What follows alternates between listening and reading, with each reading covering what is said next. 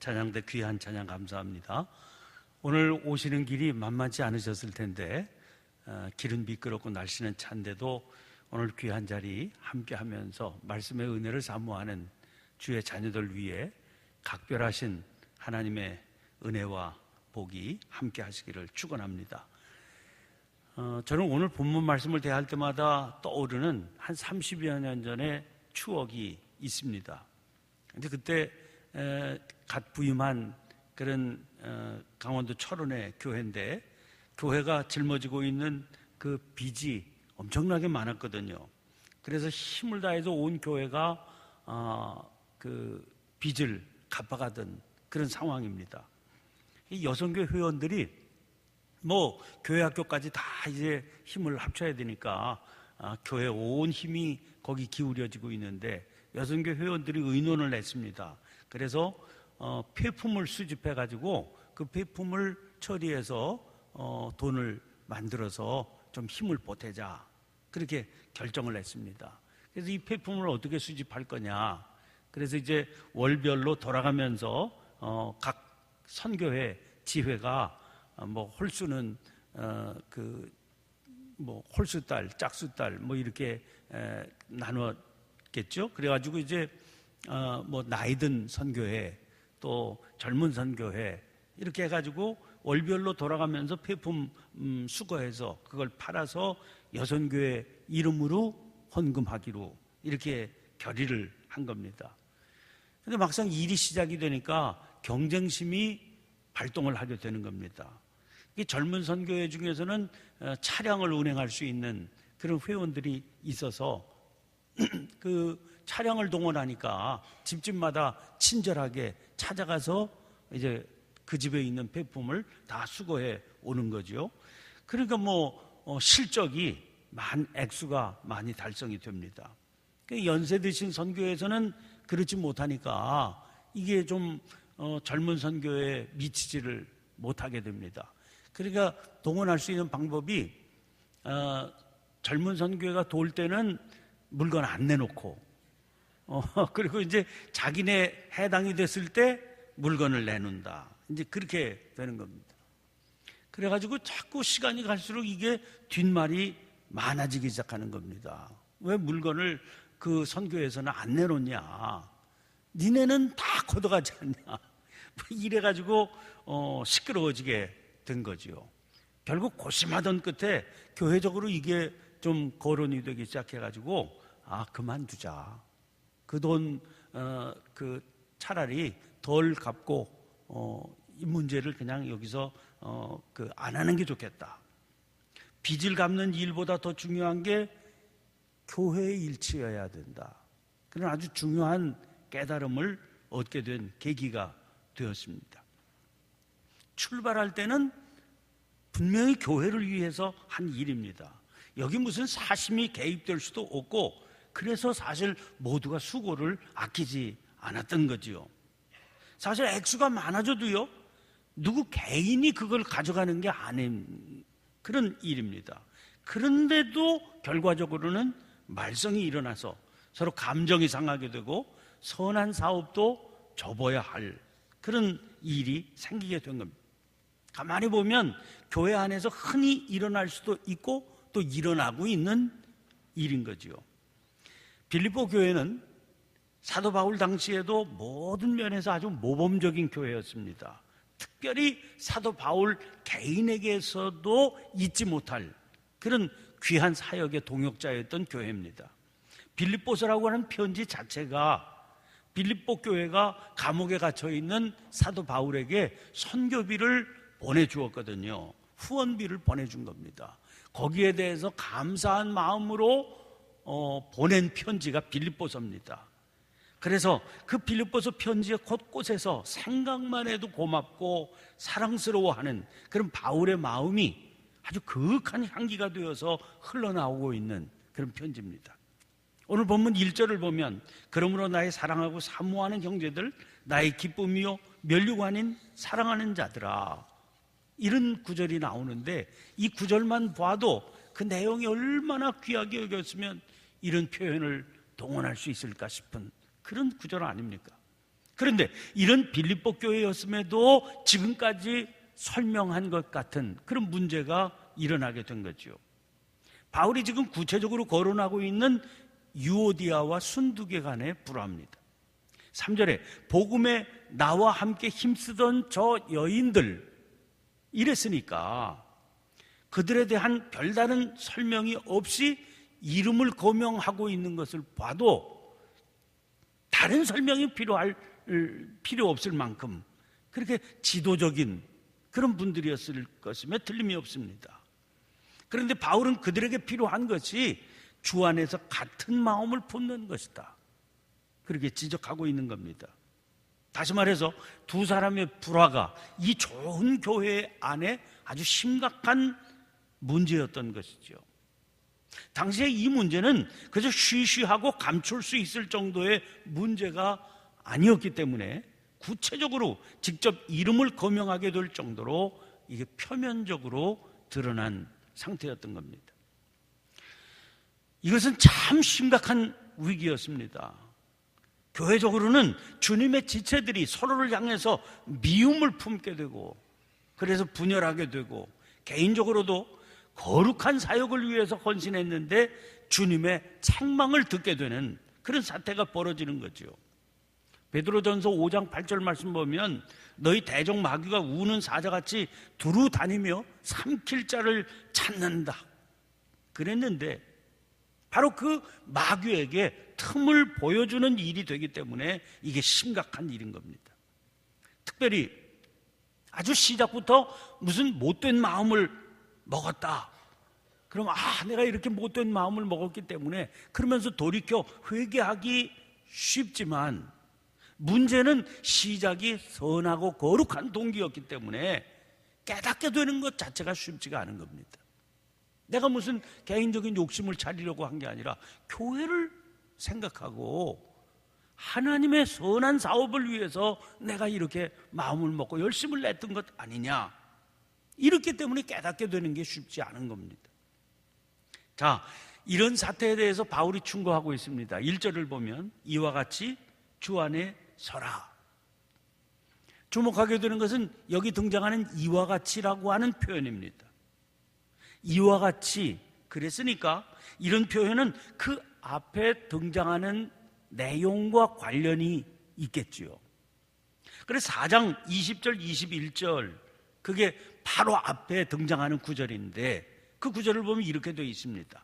그러나 우리의 시민권은 하늘에 있는지라 거기로부터 구원하는 자 곧 주 예수 그리스도를 기다리노니, 그런 만물을 자기에게 복종하게 하실 수 있는 자의 역사로 우리의 낮은 몸을 자기 영광의 몸의 형체와 같이 변하게 하시리라. 그래서 진정한 성도는 누구냐? 그에게는 하늘의 시민권이 있다 하는 사실을 믿고 살아가는 사람이다, 그렇게 설명을 하고 있는 거죠.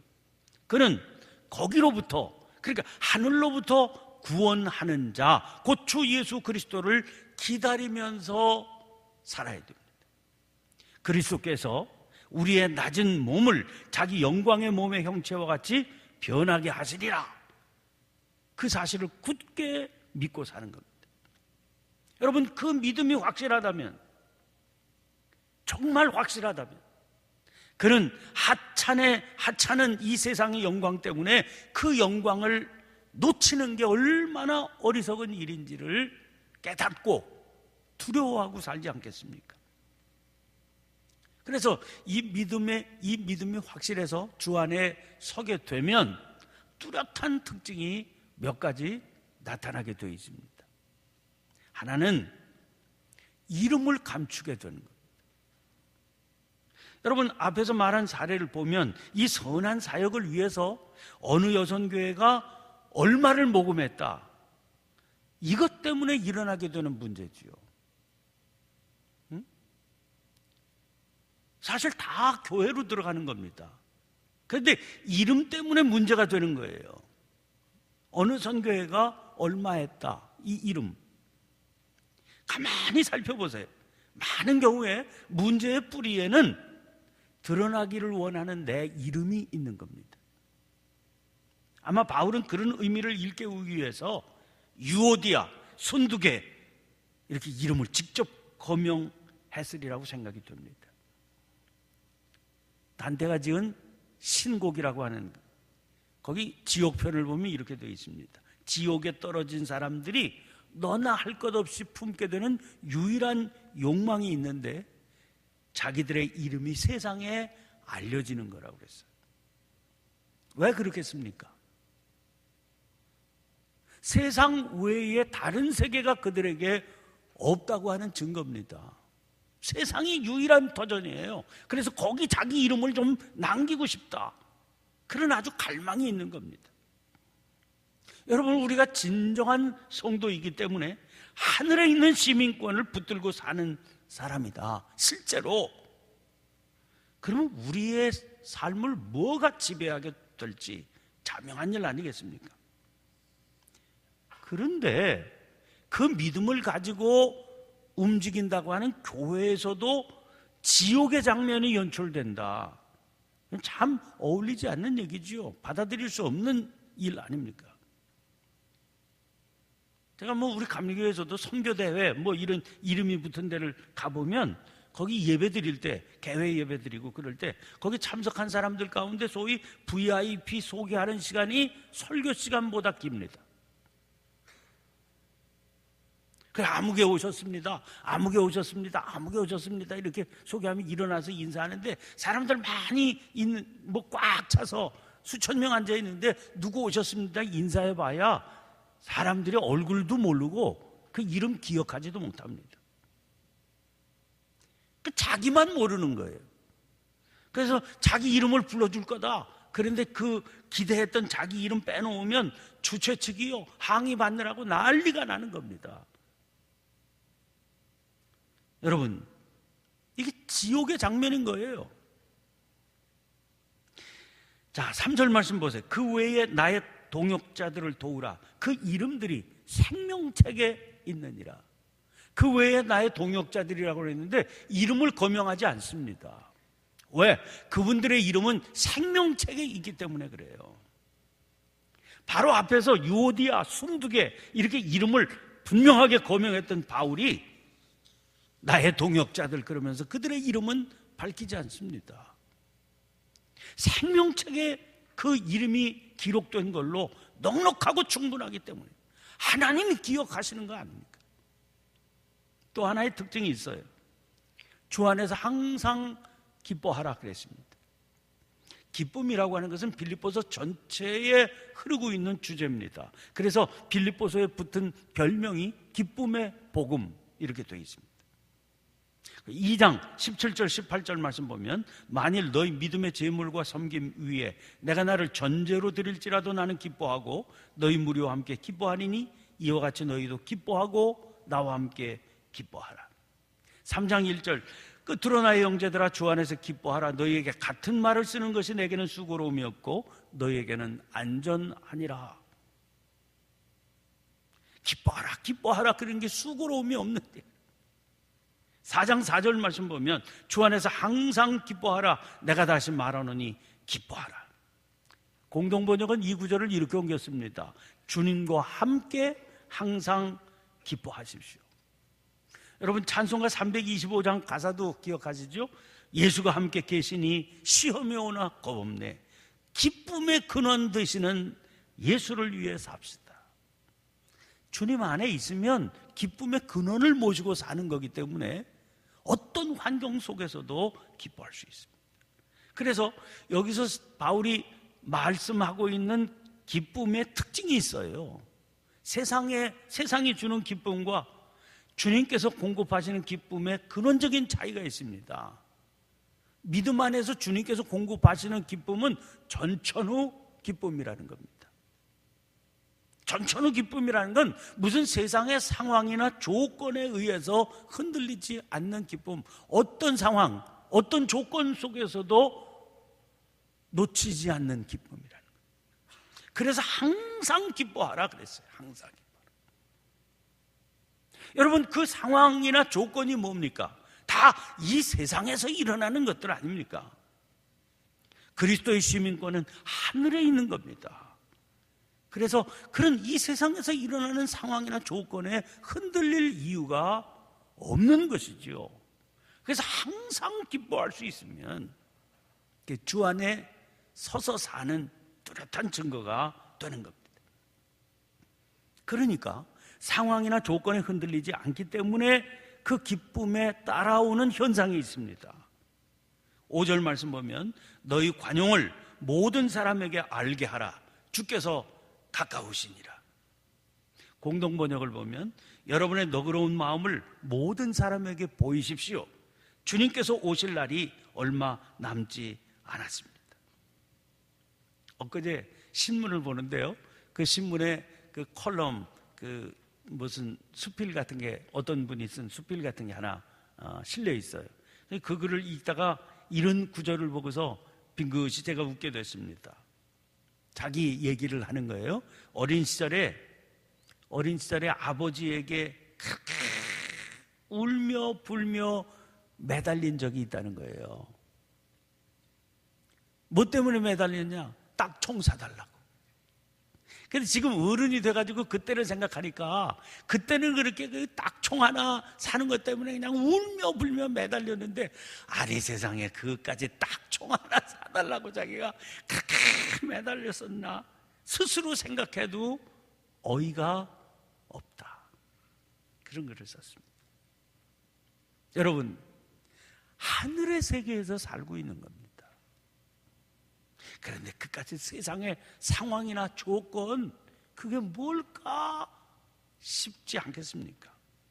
그러니까 하늘의 시민권을 가지고 있다, 이 믿음이 분명하다 그러면 너그럽지 못할 상황이 없는 겁니다. 굉장해 보이는 것도 다 그까지 거 이렇게 되는 거죠. 그래서 그 관용을 모든 사람에게 알게 하라. 그 사람이 누구든지 상관없어요. 내게 어떻게 대하든지 상관없어요. 너그러움을 보여라. 왜? 주님께서 오실 날 얼마 남지 않아. 세 번째는 염려하지 말고 감사함으로 하나님께 아뢰라. 그게 무슨 일이든지 염려하지 마라. 감사함으로 하나님께 아뢰라. 왜? 그럼에도 불구하고 우리들의 현실은 육신을 지니고 이 땅에 사는 삶이기 때문에 그렇습니다. 여러분, 날마다 부딪히게 되는 현실이 녹록지 않지요. 그 현실에 눈을 감는다. 나는 하늘의 시민권이 있으니까, 주님 곧 가까우시니까, 그리고 눈을 감고 사는 거, 그거는 바른 믿음이라고 말할 수는 없는 겁니다. 이런 현실에 대해서 바울이 처방하는 거예요. 감사함으로 하나님께 아뢰라. 그리고 믿음의 결과가 나오거든요. 하나님께서 어떻게 역사해 주시는가가 나오거든요. 그럼 그 결과를 통해서 더욱더 하늘의 시민권자다 하는 사실을 확신해야 되는 거죠. 7절, 그리하면 모든 지각에 뛰어난 하나님의 평강이 그리스도 예수 안에서 너희 마음과 생각을 지키시리라. 유진 피터슨이 번역한 메시지를 보면 이 구절을 이렇게 옮겼습니다. 그러면 여러분도 모르는 사이에 하나님의 온전하심에 대한 감각, 곧 모든 것이 협력하여 선을 이루게 된다는 믿음이 생겨나서 여러분의 마음을 안정시켜 줄 것입니다. 그리스도께서 여러분 삶의 중심에서 염려를 쫓아내실 때 일어나는 일은 실로 놀랍기 그지없습니다. 무슨 일이 일어나도 염려하지 말고 감사함으로 하나님께 아뢰면 하나님께서 주시는 평강이 어떤 것인지를 실제로 누리게 된다는 거예요. 왜? 우리가 믿음으로 고백하고 있지 않습니까? 모든 것은 합력하여 선을 이루게 된다. 그 믿음이 나를 장악하게 되기 때문에 우리들의 마음이 요동하지 않는다. 그 세상에 어떤 것도 줄 수 없는 안정 가운데 우리가 들어가게 되는 것을 실제로 누리게 된다는 것이죠. 그래서 그렇게 해서 염려를 내쫓게 될 때 우리의 삶에 일어나는 그 현실이라고 하는 것은 자기가 생각해도 놀라울 거다. 이게 하늘의 시민권을 가지고 사는 사람들의 모습이다 하는 겁니다. 여러분, 이건 뭐 나중에 언제 이루어지리라, 뭐 그렇다더라, 그런 얘기가 아니라 정말 우리가 믿음에 서 있기만 하면 실제로 나타나게 되는 일이거든요. 교회는 이런 일을 실제적으로 매 순간 누리며 사는 믿음의 지체들이 모여서 이루는 공동체라는 겁니다. 우리 안에 여러 가지 일들이 실제로 있을 수 있지요. 그러나 그 모든 일들이 이런 믿음의 역사를 통해서 녹아지고, 그러면서 더 견고한 공동체를 이루어가는 걸 우리 스스로 확인하게 되고, 세상이 우리를 보게 될 때 여기 뭔가 다른 게 있다, 그걸 영원한 생명이라고 한다, 이렇게 체험하게 되고 전하게 되고 전하는 사실이 진리로 받아들여지게 되는 그런 선교적인 공동체가 실제화 될 수 있다는 겁니다. 여러분, 우리 교회가 바로 그런 교회가 되어야 되지 않겠습니까? 여기 8절에 등장하는 여러 가지 덕목이 있습니다. 무엇에든지 참되며, 무엇에든지 경건하며, 무엇에든지 옳으며, 무엇에든지 정결하며, 이렇게 쭉 덕목이 나오는데, 이 8절에 등장하는 덕목은 보통 세상에서, 그 당시로 하면 헬라 문화죠. 헬라 문화에서 보통 칭송하고 있는 일반적인 덕목들이에요. 마태복음 5장 20절에 내가 너희에게 이르노니 너희 의가 서기관과 바리새인보다 더 낫지 못하면 결코 천국에 들어가지 못하리라. 그런 말씀 나오죠. 이렇게 8절에 이런 말씀을 등장시킨 것은 세상에서 볼 때, 아니 우리랑 뭐가 달라, 다 예수 믿는 사람도 뭐 다를 바 없구만, 이런 소리 듣지 말고 살도록 해야 된다, 그런 말씀 아니겠습니까? 세상이 우리들의 삶의 태도로 무슨 감동을 받고 있는가, 이걸 살펴보면서 주님, 우리들이 하늘의 시민권 가지고 있는 자라고 하는 사실을 놓치지 않게 해 주옵소서. 마귀가 이 사실을 자꾸 가리려고 할 때 다시 한번 더 굳세게 명확하게 이 진리를 붙들고 살게 해주시고, 이 진리가 우리의 삶의 가치관을 결정지어주는 그런 진리가 되게 해 주옵소서. 날마다 거룩한 주의 십자가를 통해 이 사실을 확인하며 그 사실 위에서 살아갈 수 있는 주의 거룩한 백성들이 되시기를 간절히 축원합니다. 여러분, 주신 말씀을 기억하고 우리 함께 합심해서 기도하고, 성령께서 기도하게 해주시는 내용에 따라 자유롭게 기도하시다가 자유롭게 돌아가시기를 바랍니다. 우리 함께 주여 한번 힘차게 외치고 통성으로 기도합니다. 함께 기도하겠습니다. 주여!